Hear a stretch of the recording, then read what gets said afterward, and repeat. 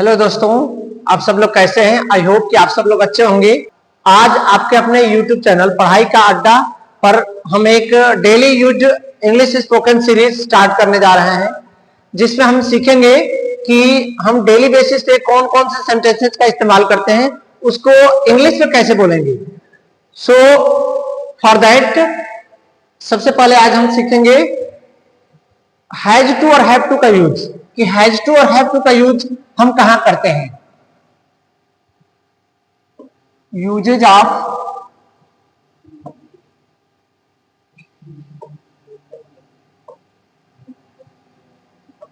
Has to and have to.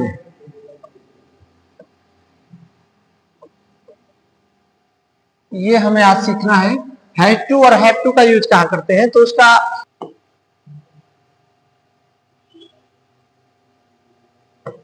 Structure को follow करते हुए आप आसानी से ट्रांसलेट कर पाएंगे सेंटेंसेस को। सबसे पहले आप सब्जेक्ट लिखेंगे, उसके बाद आप हैज या हैव लिखेंगे अकॉर्डिंग टू सब्जेक्ट। अगर आपका सब्जेक्ट सिंगुलर है तो आप हैज लिखेंगे, अगर सब्जेक्ट आपका प्लूरल है तो हैव लिखेंगे।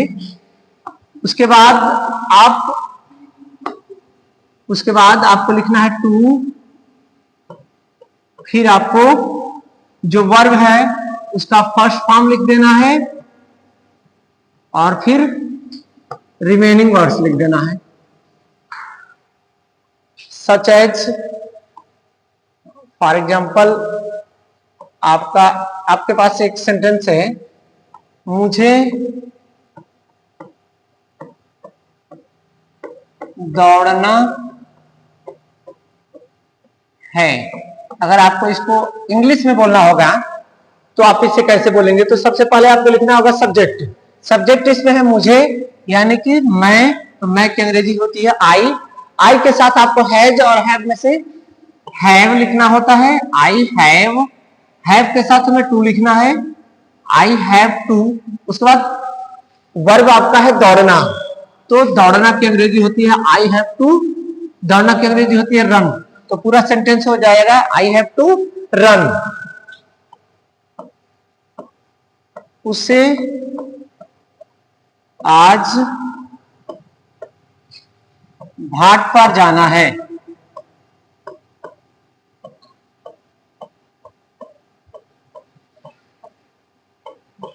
अगर हम इसको ट्रांसलेट करेंगे तो सब्जेक्ट सबसे पहले आपका होगा उसे, उसे को हम लिखेंगे ही। उसके बाद हैज और हैव में से ही के साथ लगेगा हैज, ही हैज। उसके बाद लिखेंगे हम टू, फिर वर्ब लिखेंगे जाना। जाना का हो जाएगा गो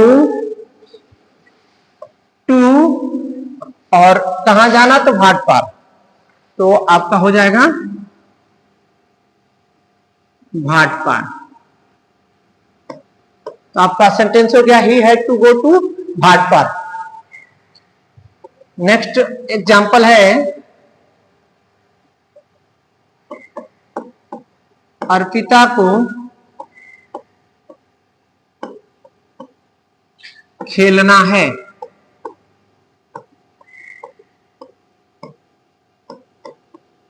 इसको हम जब ट्रांसलेट करेंगे तो सबसे पहले सब्जेक्ट आपका हो जाएगा अर्पिता, तो हम लिख देंगे अर्पिता। अर्पिता के साथ हेल्पिंग वर्ब आपका हो जाएगा has, then to and verb आपका खेलना, तो play. Arpita had to play. Next example, उन्हें कल मुझसे मिलना है।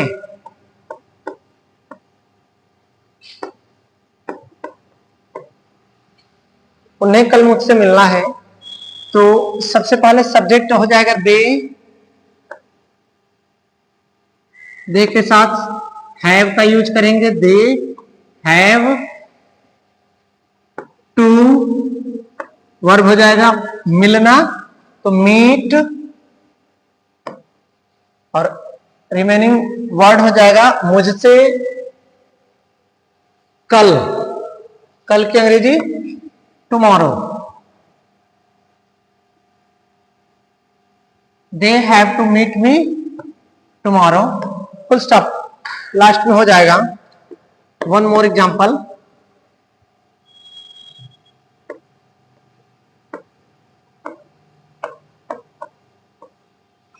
नंदिनी को आम खाना है। इसका ट्रांसलेशन आपका हो जाएगा इंग्लिश में। सबसे पहले सब्जेक्ट नंदिनी,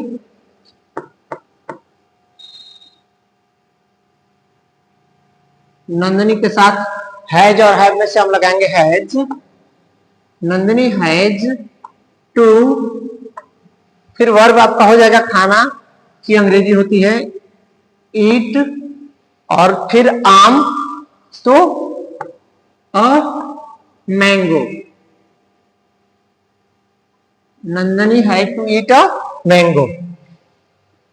अगर इसी प्रकार के वाक्य पास्ट में होता तो हम हैज और हैव की जगह हैड लगा देते, तो उसका स्ट्रक्चर हो जाता, उसका स्ट्रक्चर हैड का जब जब जब वही सेंटेंस पास्ट में होता तो उसका स्ट्रक्चर आपका हो जाता, सबसे पहले आपको लिखना होता सब्जेक्ट, उसके बाद हैड, देन टू, फिर वर्ब का फर्स्ट फॉर्म एंड अदर। जो रिमेनिंग वर्ड्स हैं वो लास्ट में हम लिख देते हैं। फॉर एग्जांपल एक सेंटेंस लेते हैं हम,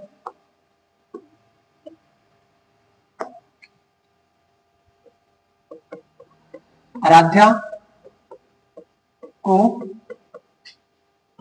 गीत गाना था। आराध्या को गीत गाना था, इसका ट्रांसलेट जब हम करेंगे इंग्लिश में तो सबसे पहले सब्जेक्ट आपका हो जाएगा आराध्या, तो आराध्या, देन हैड टू, उसके बाद वर्ब क्या है गाना, तो गाना की अंग्रेजी सिंग, गीत की अंग्रेजी होती है सॉन्ग, तो सिंग और सॉन्ग। एक और एग्जांपल लेते हैं, मुझे वहां ठहरना था, तो ट्रांसलेट इसका हो जाएगा I had to stay there, I had to stay there. फिर नेक्स्ट सेंटेंस, उसे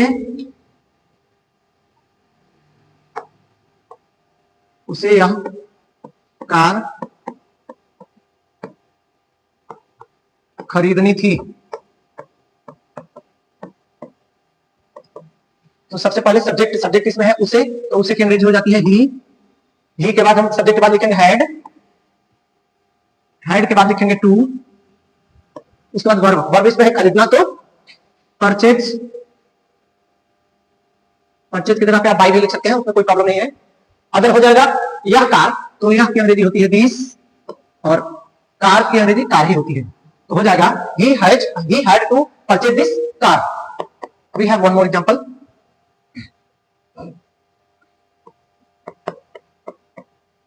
अनुज को पतंग उड़ाना था, इसमें भी सबसे पहले हम लिखेंगे सब्जेक्ट है अनुज आपका, तो अनुज हो जाएगा अनुज के बाद हम लिखेंगे हैड के बाद लिख देंगे टू, फिर हम वर्ब लिखेंगे, वर्ब है उड़ाना, तो उड़ाना की अंग्रेजी होती है फ्लाई, उसके बाद अदर हो जाएगा पतंग, तो उसकी अंग्रेजी हो जाएगी kite, so a kite, fly a kite. So friends, this type of spoken English sentences are very necessary to speak English. So for that you will have to be prepared and you will have knowledge to how to translate these kind of Hindi sentences into English. So for that stay connected with us.